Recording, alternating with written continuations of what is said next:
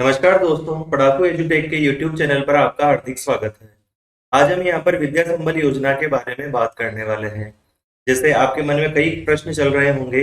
शैक्षणिक योग्यता क्या चाहिए, मानदेय कितना मिलेगा, चयन की प्रक्रिया क्या रहेगी, आवेदन कैसे करना होगा, सेवानिवृत्त शिक्षकों के लिए योग्यता क्या है, आदि पर हम विस्तृत चर्चा करने वाले हैं।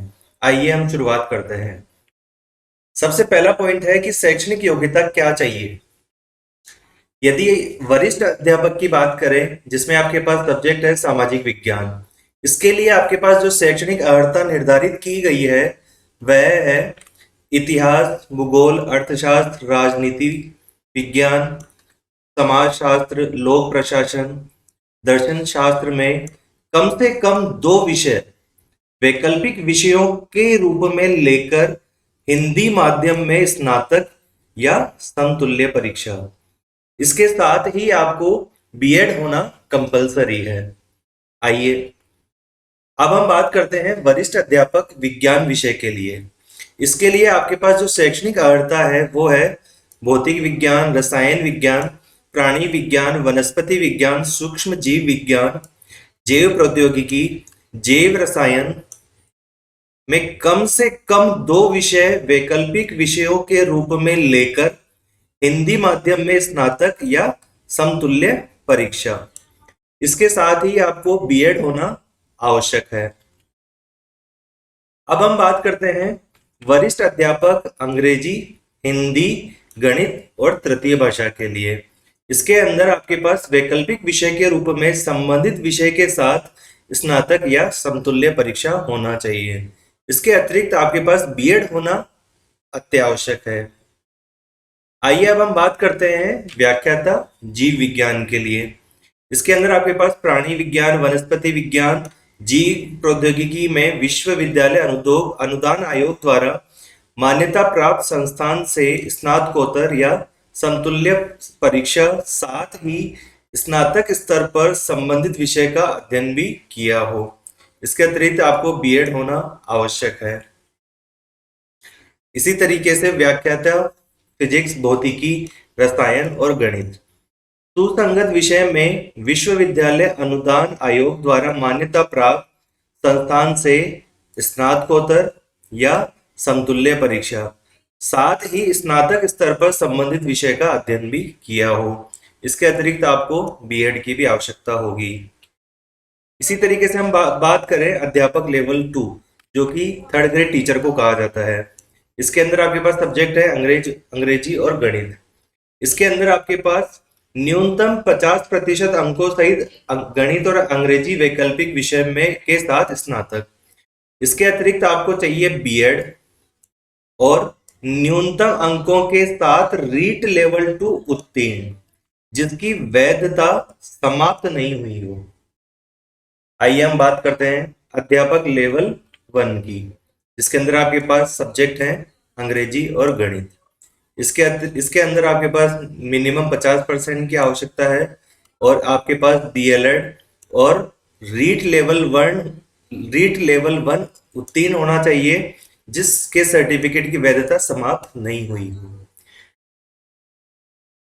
इसी के साथ ही शारीरिक शिक्षा अध्यापक, जिसको कि 3rd ग्रेड पीटीआई कहा जाता है, किसी भी मान्यता प्राप्त बोर्ड से सीनियर सेकेंडरी और समतुल्य परीक्षा। इसके साथ ही सीपीएड या डीपीएड या बीपीएड ये होना आवश्यक है। अभी तक दोस्तों आपने हमारे चैनल को सब्सक्राइब और लाइक नहीं किया है तो please subscribe and like the channel, ताकि आपको इसी तरीके की और वीडियोस का अपडेट मिलता रहे। आइए हम आगे बात करते हैं प्रयोगशाला सहायक। इसके अंदर आपके पास भौतिक विज्ञान, रसायन विज्ञान, जीव विज्ञान, सूक्ष्म जीव विज्ञान, जैव प्रौद्योगिकी, जैव रसायन विज्ञान, गणित में कम से कम 3 विषय वैकल्पिक विषयों के रूप में लेकर सीनियर सेकेंडरी या समतुल्य परीक्षा।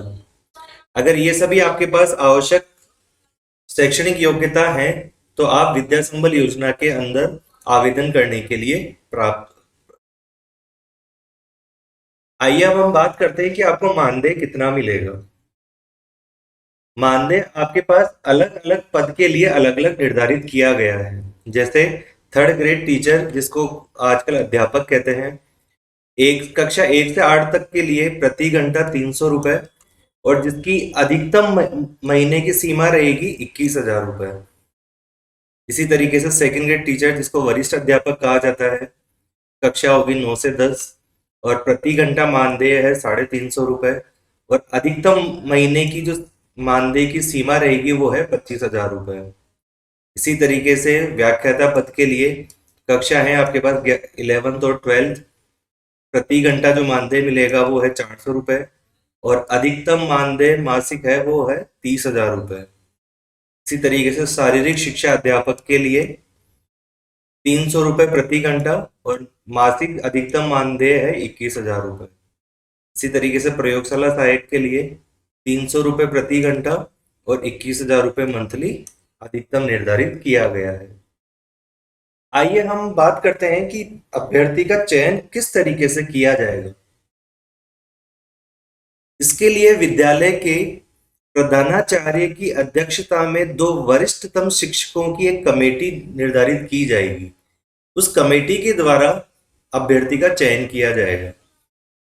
रिक्त पद से अधिक आवेदन प्राप्त होने पर वरीयता अनुसार चयन किया जाएगा।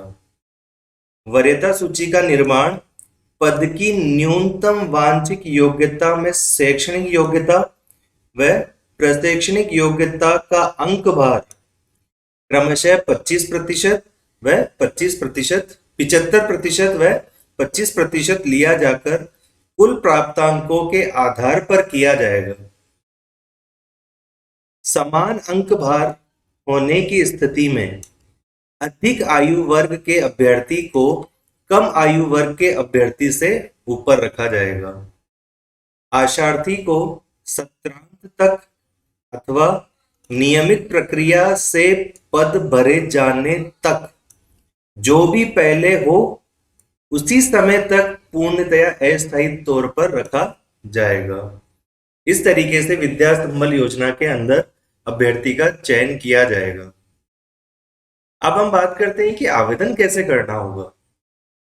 इसके लिए जो भी विद्यालय के संस्था प्रधान हैं उनके द्वारा रिक्तियों का प्रकाशन विभागीय वेबसाइट पर या विद्यालय के नोटिस बोर्ड पर या ऐसे जो भी सार्वजनिक प्लेटफॉर्म है उन पर किया जाएगा, और विद्यार्थियों या आशार्थियों से आवेदन विद्यालय स्तर पर ही आमंत्रित किए जाएंगे।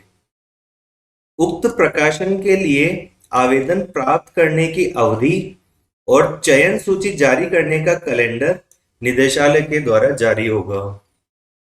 आवेदन ऑफलाइन मोड में ही संबंधित विद्यालय में जमा होंगे। इस तरीके से इस योजना के अंदर आवेदन किया जाएगा। सेवानिवृत्त शिक्षकों के लिए योग्यता क्या है? सेवानिवृत्त शिक्षक सेवानिवृत्ति के समय जिस पद पर कार्यरत था केवल उस पद पर गेस्ट फैकल्टी के रूप में लगाए जाने हेतु पात्र होगा, बशर्ते उसने आवेदित पद की न्यूनतम वांछित शैक्षणिक योग्यता अर्जित की हो। अध्यापक लेवल 1 और लेवल 2 के लिए सेवानिवृत्त शिक्षकों हेतु रीट परीक्षा उत्तीर्ण करना अनिवार्य नहीं होगा। सेवानिवृत्त शिक्षक 65 वर्ष आयु तक ही गेस्ट फैकल्टी के रूप में कार्य हेतु पात्र होंगे। इसके अतिरिक्त वो पात्र नहीं होंगे। आवेदन के लिए जो नोटिफिकेशन जारी किया जाएगा वह हो सकता है आपको न्यूज़पेपर के माध्यम से मिले, आपको विद्यालय के नोटिस बोर्ड पर मिले, विभाग की वेबसाइट पर मिले। तो आपको इन सब के लिए आपको अपडेट रहना होगा, ताकि जैसे ही आपके पास नोटिफिकेशन जारी हो और आप वहां पर आवेदन कर सकते हैं। अभी तक आपने हमारे चैनल को लाइक और सब्सक्राइब नहीं किया है तो please subscribe and like the channel, ताकि आपको और इसी तरीके के अपडेट्स मिलते रहे। धन्यवाद।